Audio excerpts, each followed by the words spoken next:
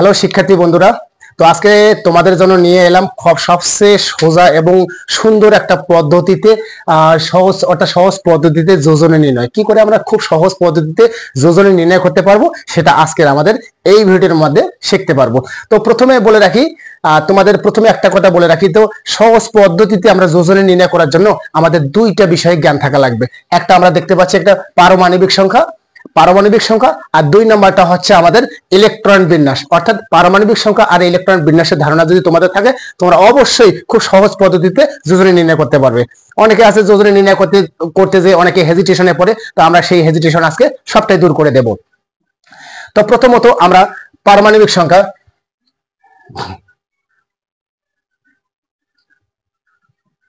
তো প্রথমত আমরা রুল অনুসারে পড়াই। আমরা দুইটা রুল দেব, দুইটা রুল, এটা কোনো লিখিত রুল না, এটা কোনো মুখস্থ করা লাগবে না, শুধু ক্লাসটা শেষ পর্যন্ত দেখলেই তোমরা বুঝতে পারবা।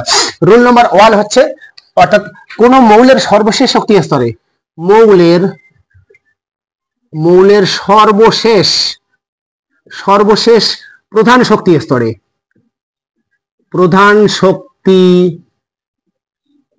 স্তরে কোন মৌলের প্রধান শক্তি স্তরে যদি ইলেকট্রন সংখ্যা, অর্থাৎ ই নেগেটিভ ইলেকট্রন সংখ্যা 1, 2 অথবা 3 হয়। অর্থাৎ আমি বলতে চাচ্ছি, কোন মৌলের সর্বশেষ প্রধান শক্তি স্তরে যদি ইলেকট্রন সংখ্যা 1, 2, 3 হয়, তাহলে সেই মৌলগুলোকে আমরা ধাতু বলি। অর্থাৎ যাদের সর্বশেষ শক্তি স্তরে 1, 2, 3টা ইলেকট্রন থাকে তাদেরকে ধাতু বলা হয়। আর তাদের ধাতু সমূহের সর্বশেষ শক্তি স্তরে এই ইলেকট্রন গুলাই তারা ত্যাগ করে ধনাত্মক আয়নে পরিণত হয়। তো আমরা ওদিকে যাচ্ছি না, যোজনের দিকে যাই। তো আমি বললাম যে রুল আগে বললাম যে মৌলের সর্বশেষ প্রধান শক্তি স্তরে ইলেকট্রন সংখ্যা যদি 1, 2, 3 হয়, তাহলে এই সংখ্যাগুলোই ওই ধাতু সমূহের, অর্থাৎ ওই মৌল সমূহের যোজনী হয়। আমরা এখন প্রমাণ দেখি, অর্থাৎ উদাহরণে চলে যাই।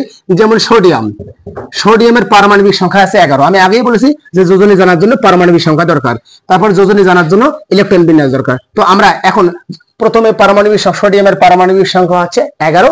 তো এর ইলেকট্রন বিন্যাস করি, 1s 2s 2p 3s1। অর্থাৎ আমরা দেখতে পাচ্ছি এটা প্রথম কক্ষপথ, এটা দ্বিতীয় কক্ষপথ, এটা তৃতীয় কক্ষপথ। তৃতীয় কক্ষপথে এর মোট ইলেকট্রন হচ্ছে একটা, এই অনুপাতে তার যোজনী হচ্ছে 1। আবার আমরা যদি দ্বিতীয়টা উদাহরণ দেই, সেটা হচ্ছে ম্যাগনেসিয়ামের পারমাণবিক সংখ্যা 12, এর ইলেকট্রন বিন্যাস করলে দাঁড়ায় 1s 2s 2p6 3s2।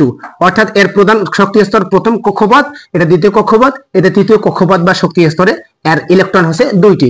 অর্থাৎ এই অনুসারে তার যোজনী হচ্ছে 2। আমরা 3 নম্বরটার উদাহরণ দিয়ে দেখবো একবার। সেটা হচ্ছে 3 নম্বরটা আমরা একটা যদি উদাহরণ দিই, সেটা হচ্ছে অ্যালুমিনিয়ামের পারমাণবিক সংখ্যা হচ্ছে 13, যার ইলেকট্রন বিন্যাস করলে দাঁড়ায় 1s 2s 2p 3s 3p1। অর্থাৎ এটা প্রথম কক্ষপথ, এটা দ্বিতীয় কক্ষপথ, এটা তৃতীয় কক্ষপথ। তো তৃতীয় কক্ষপথে আমরা দেখতে পাচ্ছি 2 আর 1 3টা ইলেকট্রন। তো আমরা বলেছিলাম যাদের শেষ কক্ষপথে 1, 2, 3টা ইলেকট্রন থাকবে, সেই ইলেকট্রন গুলাই তাদের যোজনী হয়। তো এই অনুপাতে শেষ কক্ষপথে তার যোজনী 3, অর্থাৎ এর শেষ কক্ষপথে ইলেকট্রন সংখ্যা 3 হয়, এর যোজনী হচ্ছে 3। এবার তোমাদের অনেকে মনে প্রশ্ন হচ্ছে যে যাদের শেষ কক্ষপথে 4, 5, 6, 7টা থাকবে বা 8টা থাকবে, তাদের যোজনী আমরা কি করে নির্ণয় করব। এবার চলে আসি রুল নাম্বার 2 তে।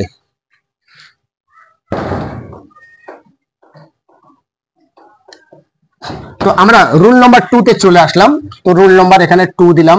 তো এখানে যদি সংখ্যা, তো এবার যদি মৌলের সর্বশেষ প্রধান শক্তি স্তরে ইলেকট্রন সংখ্যা যদি 5, 6, 7টি হয়, তাহলে কি হবে? তো কোন মৌলের সর্বশেষ শক্তি স্তরে যদি এরকম 5, 6, 7টি ইলেকট্রন থাকে, তাহলে এই 5, 6, 7 সংখ্যা থেকে 8 পূর্ণ করতে জয়টি ইলেকট্রন লাগে বা দরকার হয়, তো এটি ওই মৌলের যোজনী। সোজা কথায় বলতে গেলে কি, যাদের সর্বশেষ প্রধান শক্তি স্তরে 5টি ইলেকট্রন থাকবে, 5টা থেকে অষ্টক পূরণ করতে 3 লাগে, অর্থাৎ ওই মৌলের যোজনী হচ্ছে 3। যাদের প্রধান শক্তি স্তরে 6টি ইলেকট্রন থাকবে, 6টা থেকে 8 পূর্ণ করতে লাগে 2, অর্থাৎ তার যোজনী হচ্ছে 2। যাদের প্রধান শক্তি স্তরে 60টি ইলেকট্রন লাগবে, অর্থাৎ তাদের অষ্টক পূরণ করতে লাগে 1, অর্থাৎ তাদের যোজনী হচ্ছে 1। তো আমরা এবার প্রমাণে চলে যাই। তো প্রথমত আমরা চলে আসি ফসফরাস মৌলের পারমাণবিক সংখ্যা 15, যার ইলেকট্রন বিন্যাস করলে দেখা যায় 1s 2s 2p 3s 3p3। অর্থাৎ আমরা দেখতে পাচ্ছি প্রথম শক্তি স্তরে 2টা, দ্বিতীয় শক্তি স্তরে 8টা, তৃতীয় শক্তি স্তরে দেখা যাচ্ছে এখানে 5টি ইলেকট্রন বিদ্যমান, অর্থাৎ 3 আর 2 আছে 5, তাহলে 5টি ইলেকট্রন বিদ্যমান, তাহলে 5টা থেকে অষ্টক পূরণ করতে কত লাগছে, তাকে 3, অর্থাৎ এই ফসফরাসের যোজনী হচ্ছে 3। তো অনুরূপ ভাবে আমরা 6 এর জন্য দেখাতে পারি সালফার। সালফারের পারমাণবিক সংখ্যা হচ্ছে 16।